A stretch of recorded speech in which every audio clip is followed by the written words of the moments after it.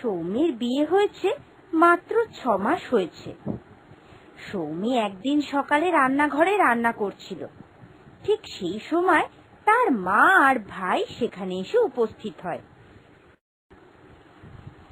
কিরে সৌমি, কোথায় গেলি রে? কিরে, আছিস নাকি তুই বাড়িতে? মা, ভাই, তোরা সকাল সকাল আমি বড্ড খুশি হলাম রে। তা তোমরা একবার আসবে, একবার তো খবর দিতে পারতে। আর বলিস না রে দিদি, মা তো রাজি হচ্ছিল না। আসলে মায়ের কাল রাত থেকে তোর জন্য খুব মন কেমন করছিল, আর সাত সকালবেলা দেখি একা একা কাঁদতে বসে গেছে। আমি যখন বললাম চলো দিদির বাড়ি যাই, ব্যাস কিছুতেই আসবে না। আমি তো এক প্রকার জোর করেই নিয়ে এলাম মাকে। না না রে, খুব ভালো করেছিস তোরা। আয় আয় বস, একটু শরবত দিই তোদেরকে। এতটা রাস্তা গরমে কষ্ট করে এলি, বস বস। ও বিয়ান, আপনারা যে সকাল সকাল কিন্তু আপনাদেরকে দেখে খুব অবাক হলাম। আপনারা যে আসবেন আগে থাকতে বলে দিতে পারতেন তো ফোন করে, তাহলে আমি আমার বাবুকে গাড়ি নিয়ে পাঠাতাম, আপনাদের আসতে কোনো অসুবিধা হতো না। আরে না না মাসিমা, আপনি কোনো চিন্তা করবেন না। মাকে তো আমিই নিয়ে এলাম, মায়ের আসতে সেরম কোনো অসুবিধা হয়নি। তা এতদিন পর এসেছেন যখন, কিছুদিন থাকবেন তো আমাদের বাড়িতে? হ্যাঁ, থাকবো না মানে? আমার মেয়ে আপনাদের বাড়িতে রয়েছে। নিজের একমাত্র অমূল্য সম্পদকে আমি আপনাদের হাতে তুলে দিয়েছি। মেয়েটার জন্য বড্ড যে মন কেমন করছিল, তাই এবার যখন এসেছি ভেবেছি কিছুদিন মেয়ের বাড়িতে কাটিয়েই যাব। আচ্ছা আচ্ছা, বেশ বেশ। আপনার মেয়ের বাড়ি মানেই তো আপনার বাড়ি, আর আপনারা কি আমার পর নাকি? যতদিন ইচ্ছা ততদিন আপনারা এখানে থাকতে পারেন।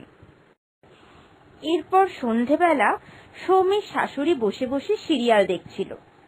ঠিক সেই সময়, দিদি, আপনি এখন এই সিরিয়াল দেখছেন? আসলে আমি সন্ধে 7টার সময় একটু খবর দেখি। এখন সারা দিনের তাজা তাজা খবর টিভিতে বলে। একটু টিভি চ্যানেলটা বদলান না।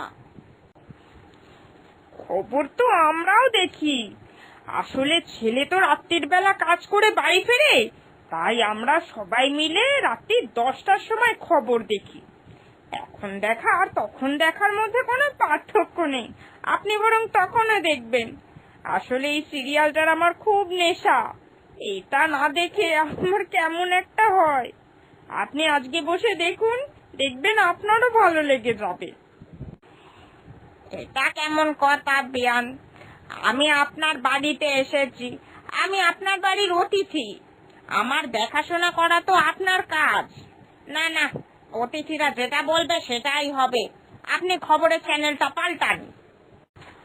আপনি নিজেকে অতিথি মনে করছেন, কিন্তু আমরা তো আপনাকে অতিথি মনে করছি না। আমরা তো মনে করছি যে আপনি হলেন পরিবারেরই লোক। না না, পরিবারের লোক হলে আপনাকেও সবার ভালো মন্দ বুঝে শুনে চলতে হবে। সবসময় তো নিজের সুবিধাটা নিয়ে আপনি চলতে পারেন না, তাই না? আমি এখন সিরিয়াল দেখব, রাত্রির বেলা আপনি খবর দেখবেন। দুজনের মধ্যে এই বচসা শুনে সৌমি সেখানে চলে আসে, আর আসার পথে সেই ঝগড়ার কারণও বুঝতে পারে। তাই সে বলে, কি মা, তোমরা কেন বাচ্চাদের মতো এরকম ঝগড়া করছো বলো তো? তোমরা দুজনেই তো আমার মা। শোনো, কেউ কারোর সঙ্গে কিন্তু একদম ঝগড়া করবে না। এখন কি স্কুলের বাচ্চাদের মতো তোমাদেরকে সামলাতে হবে নাকি? দুজনে ভাব ভালোবাসা করে একসঙ্গে থাকো, আর একটু বনিবনা করে চলো, বুঝলে? মা, মা তো ঠিকই বলেছে। তুমি এখন সিরিয়ালটা দেখে নাও, রাত্রির বেলা খবর দেবে। আর মা, তোমার যদি খুব অসুবিধা না হয় তাহলে এই সিরিয়ালটা দেখে কিন্তু পরের বার মাকে খবর চালিয়ে দিও। এর পরের সিরিয়ালটা না হয় তুমি কালকে রিপিট টেলিকাস্ট দেখে নেবে। এই বলে সৌমি সেখান থেকে চলে গেল। পরের দিন সকালে সৌমি, খাটের ওপর যে আমার শার্টটা ছিল সেটা গেল কোথায়? ভাবলাম আজকে চকলেট কালারের শার্টটা পরে অফিসে যাব, তা নয়, দেখো এখন মেরে কালারের শার্টটা পরে অফিসে যেতে হচ্ছে। দূর, শার্টটা গেল কোথায়? জামাই বাবু, আমি পরেছি আপনার শার্টটা। আসলে কলেজে আজকে একটা অনুষ্ঠান আছে তো, তাই জন্য এই শার্টটা পরেছি।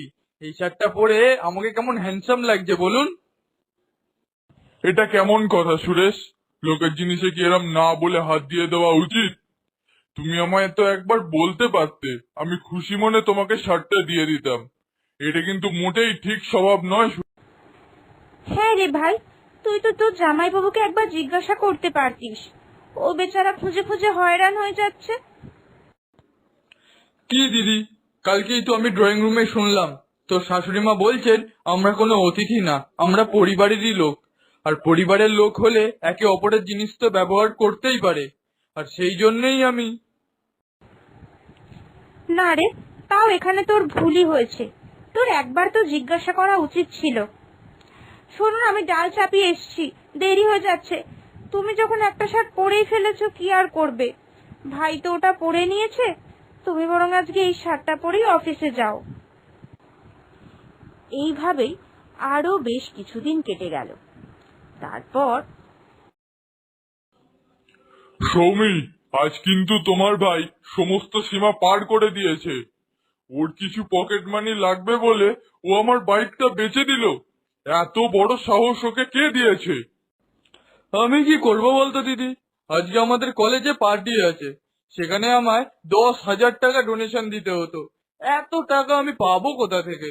আর আমি গাড়িটা তো বেচিনি, গাড়িটা বন্ধক দিয়ে 10,000 টাকা নিয়ে এসেছি। জামাই বাবু তো দিয়ে দেবে না হয়। না, তুই এটা মোটেই ঠিক কাজ করিসনি।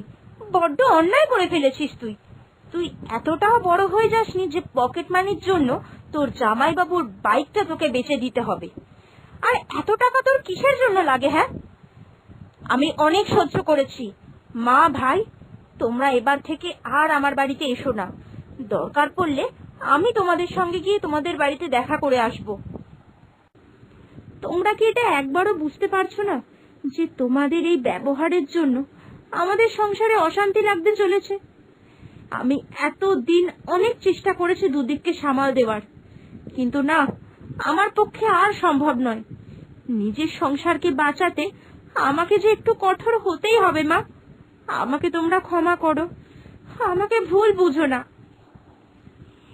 এরপর সৌমির বাপের বাড়ির লোকজন সেখান থেকে চলে গেল, আর তারা কোনো দিন এই বাড়িতে আসেনি।